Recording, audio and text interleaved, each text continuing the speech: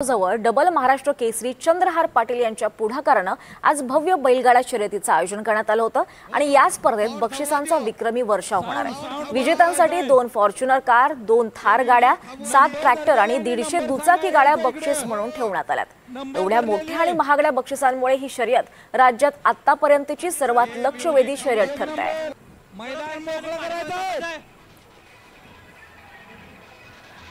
प्रेक्षकांनी पाठीमागे थांबायचंय।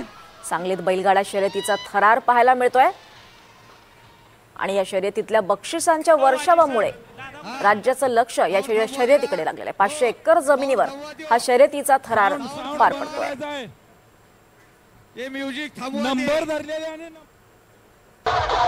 सांगली जिल्ह्यातल्या बोरगाव येथे भारतातील सर्वात मोठ्या बैलगाडी शर्यतीला सुरुवात झालेली आहे।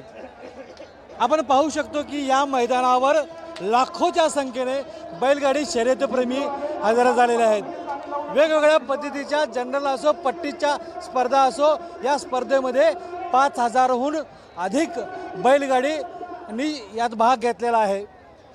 या स्पर्धेला आज दुपारी उपमुख्यमंत्री एकनाथ शिंदे, उदय सामंत यांच्यासारखे मोठे नेते सहभागी होणार आहेत। या स्पर्धेमध्ये महिलांनी सुद्धा या स्पर्धेत भाग घेतलेला आहे। महिलांच्या सुद्धा गाड्यांच्या स्पर्धा होणार आहेत, त्याचबरोबर श्वानच्या गाड्यांच्या स्पर्धा होणार आहेत।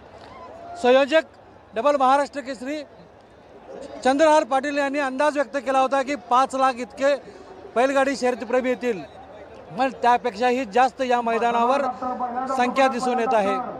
या स्पर्धेसाठी राज्यभरातून, देशभरातून अनेक बैलगाडी प्रेमी, बैलगाडी शर्यतीचे स्पर्धक मोठ्या संख्येने उपस्थित झालेले आहेत। या भारतातील सर्वात मोठ्या स्पर्धा मानली जात आहे।